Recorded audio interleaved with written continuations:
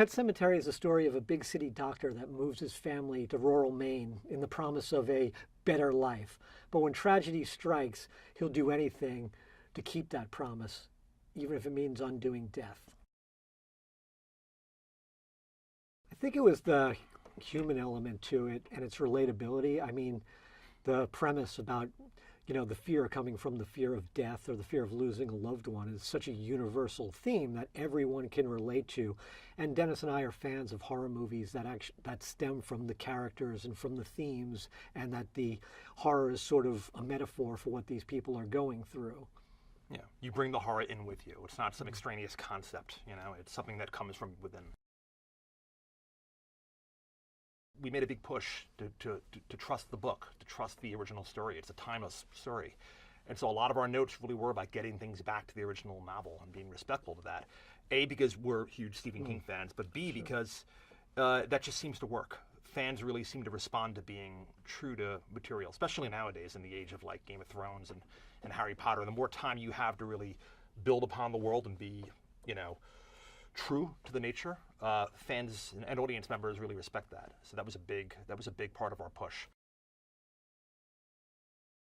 If you ever read the backstory on Pet Sematary, this came from a place where Stephen King, he was scared of the book himself because it was based on an experience that actually happened to him where his son was running for the road and he chased his son down and he grabbed him last minute right before a truck came, and he said, what if I didn't get it to him in time? What would happen then?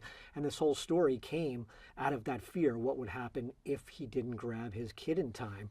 And we could all relate to that. And I think that is what really makes this book stand apart from his, just how personal it is in nature. And that personal connection is just so relatable.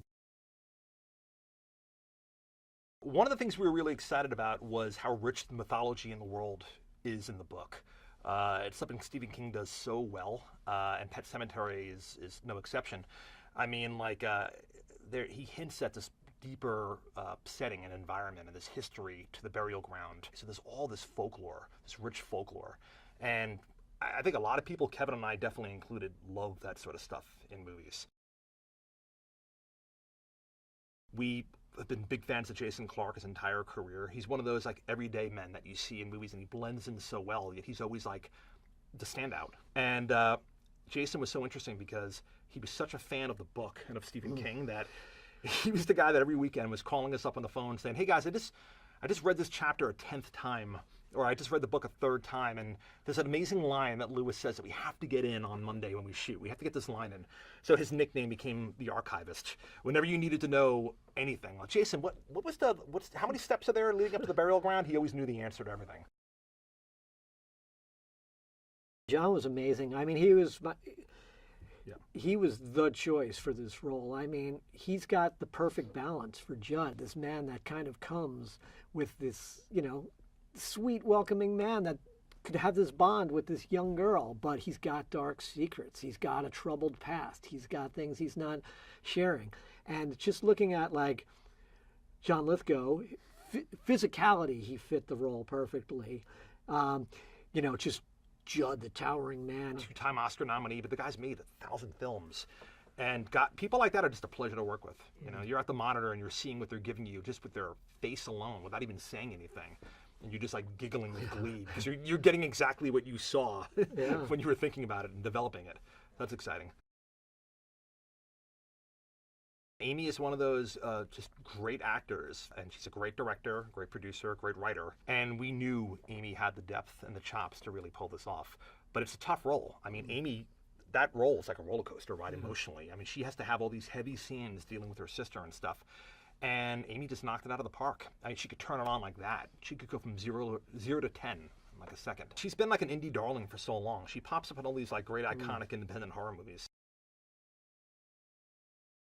When we saw Jate, it was just she just had this commanding presence, especially with the dark scenes where we didn't even know where it was coming from.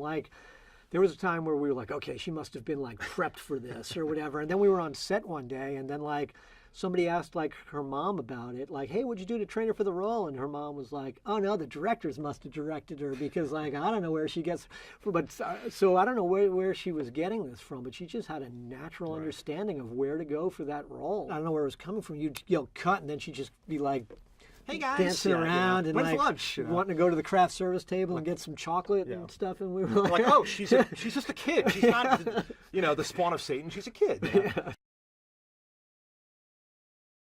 It is a challenge working with cats, but it actually was way easier than I thought it was going to be, because going in, I didn't think you could train a cat, because like we have 5 cats between us, and like not all in the same place. I've got 3, he's got 2, but yeah. But like it's just, I can't get my cats to do anything. Like they scratch, the furniture, and I can't get them to stop. But like we can't train them, so I don't know how they do it. So I just always believed you couldn't train cats, and then like we show up on set, and like this team was amazing. Part of our pitch when we were trying to get this job to the studio was that in the book and in that iconic chapter where they go to bury Church in the burial ground, you definitely feel a difference between when you're on one side of the deadfall and when you're on the other side of the deadfall. So it really was, it's like you're in the woods, and then you go over this deadfall, and now the woods is starting to get darker and creepier and more ancient, And so we wanted to have a look for that. We wanted to have a division to where the audience could actually aesthetically feel that. So it just made sense to say, you know what? Everything on the previous side of the deadfall we'll really shoot in actual woods, on location behind the house we were shooting at. But then they also built the burial ground, and they built it, 2 or 3 stories high. They had the whole ancient staircase leading to it, and when you were standing on it, you were about 3 stories above this fake forest that they had built. So you really felt like you were in the location. So that was one of the highlights of shooting, was really getting to go from the practical woods to then like all the stage woods, and just to see the feel that it had on all the cast. Yeah. I think any horror movie that stems from the characters, we love concept-driven horror, but we always like movies where the characters bring the horror with them, anything that's a metaphor, any horror movie that you can take the horror out of and it still works well as a drama, those are the sort of movies that we always look for. This movie has a lot of elements audiences have not seen before in a horror movie. We've gone back to the book and we've come up with some great, fresh new takes on some of the scariest elements of that story.